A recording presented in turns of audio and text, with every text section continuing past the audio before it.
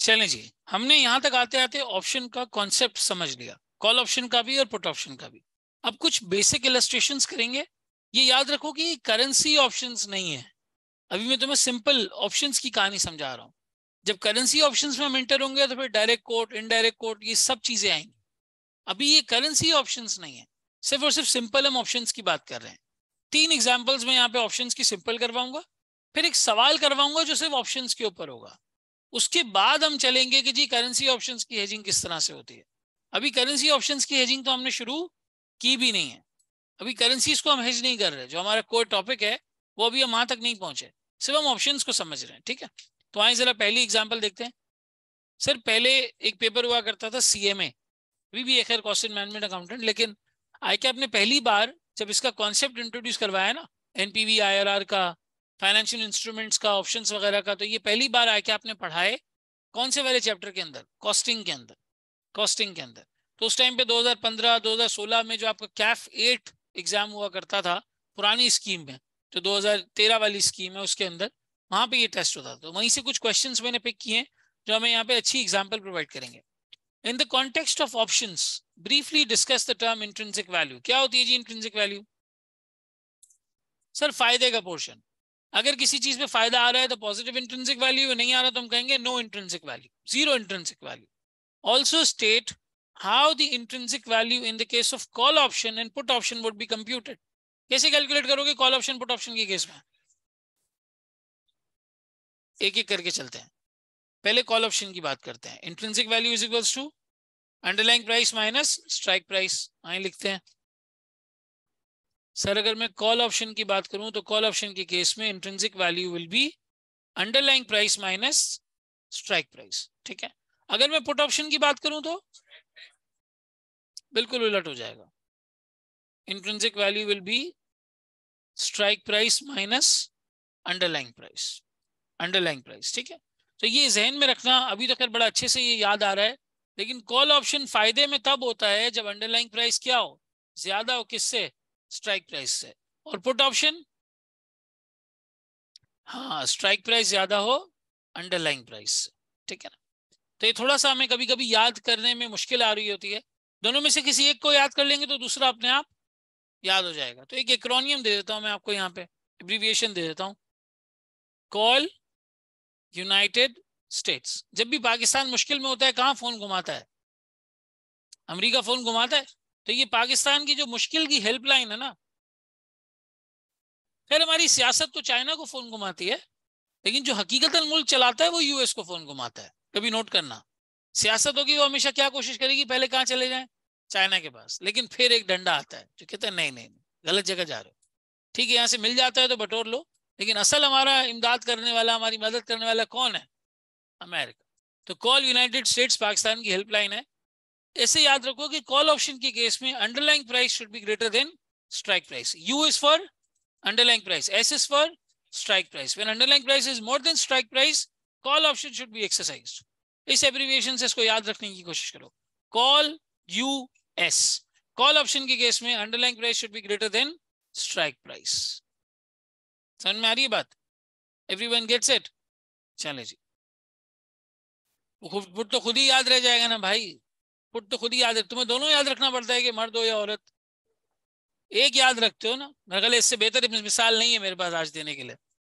चले जी, an investor paid a premium of rupees 60 to buy a put option at a strike price of rupees 300। कितना? इस बंदे ने कितना प्रीमियम पे किया है सर? 60 रुपए का। क्या बाय करने के लिए? Put option. यानी इसके पास क्या मौजूद है? राइट टू बाय या right to sell? Right to sell मौजूद है। सर ये बाय के वर्ड से कंफ्यूज मत होइएगा, यहाँ पे राइट टू सेल मौजूद है। राइट टू सेल मौजूद है at a strike price of rupees 300। The current market price of the share is 260। क्या करना चाहिए इसे? सर सेल कर लेना चाहिए, एक्सेस कर देना चाहिए। रिक्वायर्ड में क्या कहता है? Calculate the profit loss of the investor if the market price of the shares on the expiry date of the option, that is 30 days from now, is 180, 260, 380। पहले तो बताओ ये सिर्फ एक्सरसाइज कब हो सकता है? सर मेच्योरिटी पे, 30 days के एंड पे हमें ऑप्शन दिया हुआ है। अब ये कैसा ऑप्शन कहलाएगा, अमेरिकन या यूरोपियन? सर ये यूरोपियन ऑप्शन कहलाएगा। अमेरिकन कभी भी एक्सरसाइज हो सकता है, कभी भी हो सकता है। यूरोपियन सिर्फ और सिर्फ कब होगा? मेच्योरिटी पर होगा। हम मान के चलते हैं कि मेच्योरिटी पे एक्सरसाइज हो रहा है। क्या करना चाहिए तीनों केसेस में? रिक्वायर्ड में 260 का सिर्फ जिक्र नहीं कर रहा, 3 पार्ट्स का जिक्र कर रहा है। पहला बताओ।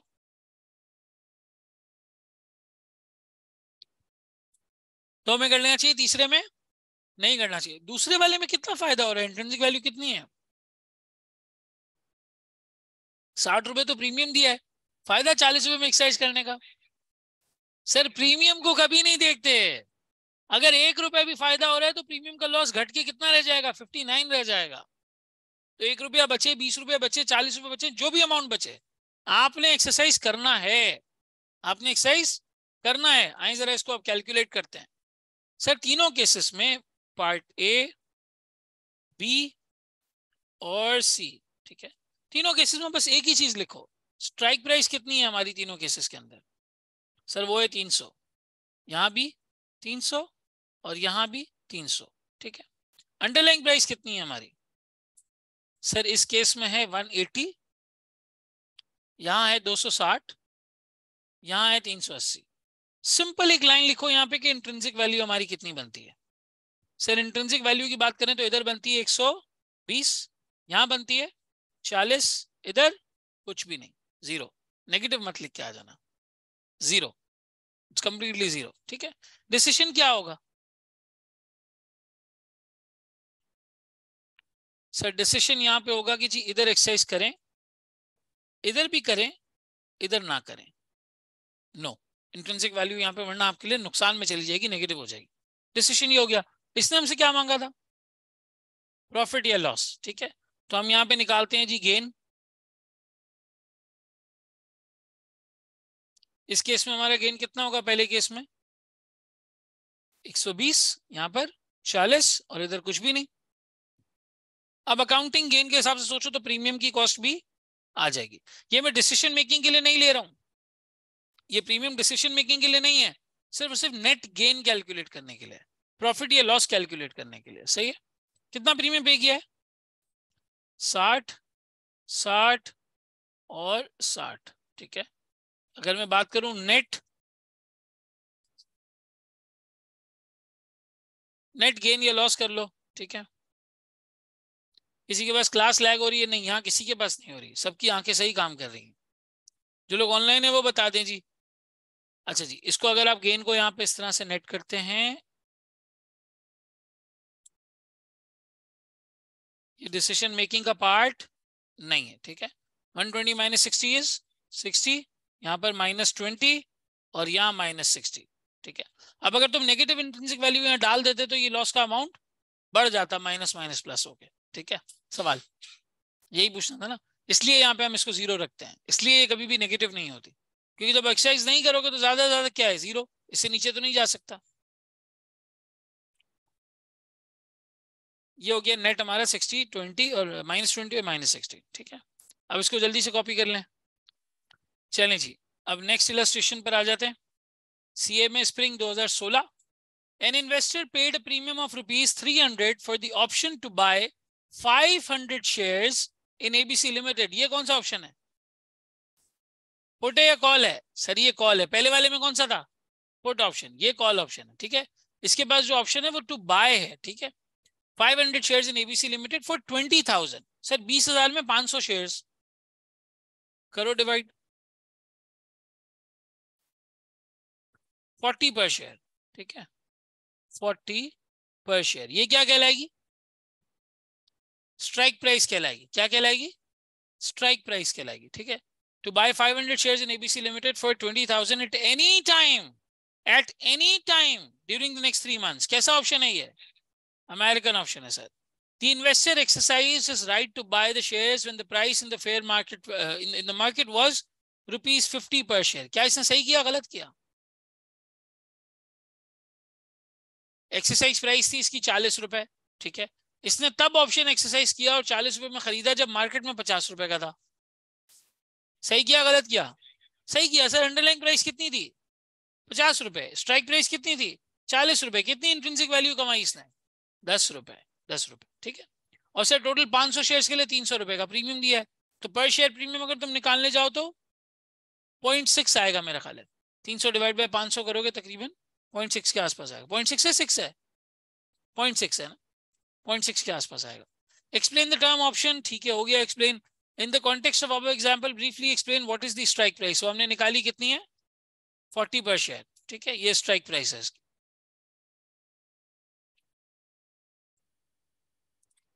स्ट्राइक प्राइस इसको साथ साथ सेव करते हुए चलते हैं भाई, दोबारा ऐसा ना हो जाए हमारे साथ। Whether the above transaction is a call option और a put option. Call option, क्यों?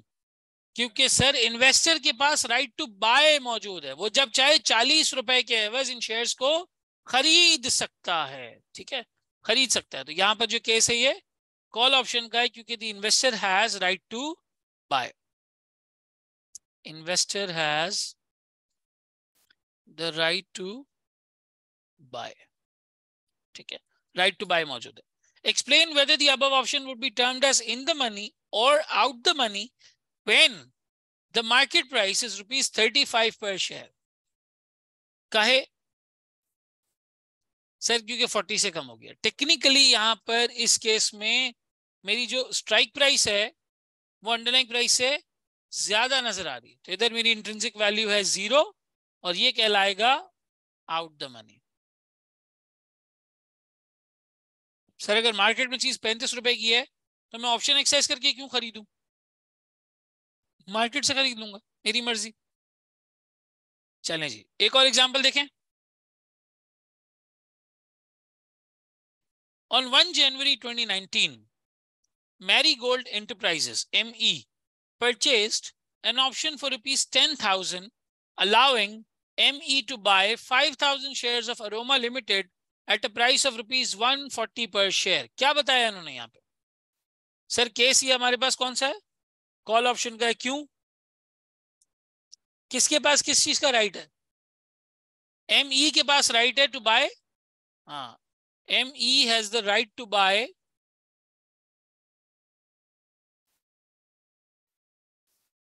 buy how many shares? 5,000 shares of which company? AL, aroma limited, ठीक है। सर अगर मैं यहाँ पे बात करूं प्रीमियम की तो कितना पे किया आपने? सर प्रीमियम हमने पे किया यहाँ पे 10,000, ठीक है 10,000 पे किया। और हमारी एक्साइज प्राइस क्या है? 140 पर शेयर, 140 पर शेयर, ठीक है। ऑन 12 फरवरी 2019, अच्छा ये कब हुआ है? 1 जनवरी को ये ट्रांजेक्शन हुई है। 1 जनवरी को ये ट्रांजेक्शन हुई है ड्यूरिंग द नेक्स्ट 2 मंथ्स, यानी कि जनवरी के महीने में और फरवरी के महीने में, दोनों महीने में कभी भी ये काम हो सकता है। टर्म 2 मंथ्स, 2 मंथ्स मतलब जैन प्लस फेब, 2 महीने आपके पास। हाँ किसी भी वक्त एक्सरसाइज हो सकता है, अमेरिकन ऑप्शन है ये, ठीक है ये तो बिल्कुल सही पकड़ लिया। On 12 February 2019, ME purchased the shares at the agreed price when the market value of AL's shares was ₹180 per share। जब मार्केट में ये चीज 180 की चल रही थी, उन्होंने 140 की खरीद ली। सही किया गलत किया? सही किया sir. Briefly explain each of the following terms and relate each term to the above scenario wherever possible। Call option and put option. Sir ये कॉल ऑप्शन है, दोनों को एक्सप्लेन करना होगा, थ्योरेटिकल पार्ट है। और इन the money out the money? In the money. Sir क्यों इन the money? क्योंकि जब आप इंट्रिंसिक वैल्यू निकालते हैं तो फॉर्मूला क्या होता है? Underlying price minus strike price, that means 180 minus 140। तो सर 40 रुपए की इंट्रिंसिक वैल्यू कमाई मल्टीप्लाई बाय 5,000 शेयर्स, कितना हो गया? 2 लाख, 2 लाख, ठीक है। ये 2 लाख रुपए आपने गेन कमाया, 10,000 का प्रीमियम। ये याद रखो कि प्रीमियम इतना कम नहीं होता। प्रीमियम उसी प्रोबेबिलिटी को कहते हैं कि हमें इस ऑप्शन में कितना लॉस हो सकता है।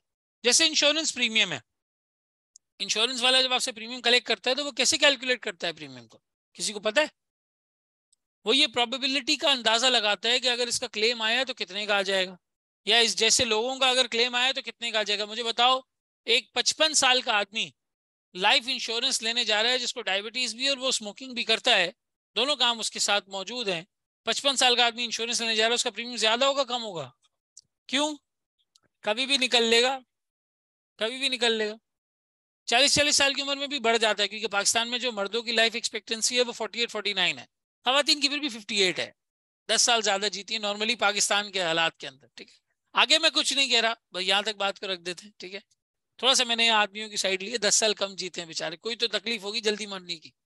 बहरहाल, तो हम बात क्या करते हैं, इंश्योरेंस प्रीमियम की बात कर रहे थे।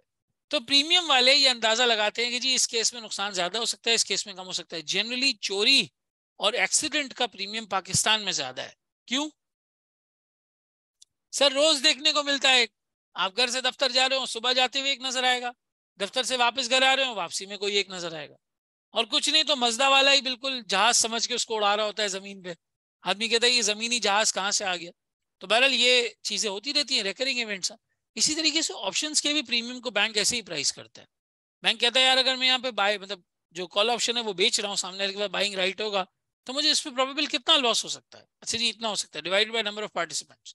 ये एक्चुअलियल साइंसेस वाले सारे कंप्यूट कर रहे होते हैं कि इसका प्रीमियम कितना होगा।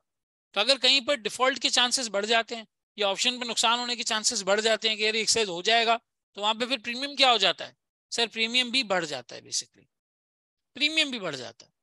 तो टेक्निकली आसान अल्फाज में ये याद रखो कि प्रीमियम और कुछ नहीं है, प्रोबेबल लॉस की प्रेजेंट वैल्यू है। प्रीमियम और कुछ नहीं है, प्रोबेबल लॉस की प्रेजेंट वैल्यू है। बैंक आपसे प्रीमियम लेता है, अपने पास अकाउंट में रख देता है, उस पर उसको सूद मिलता रहता है 3 महीने, 6 महीने, 8 महीने, जो उसका एक प्रोबेबिलिटी होती है लॉस की, वो इसी से पे हो जाती है, बाकी बैंक पैसे कमा लेता है। क्या ये सिचुएशन क्लियर होती है? Everyone gets it? चलें जी, ये 3 छोटी छोटी इलस्ट्रेशन हमने ऑप्शंस की। इसको कर लें, कॉपी कर लें, फिर उसके बाद एक बड़ा सवाल इसके ऊपर सॉल्व करते हैं।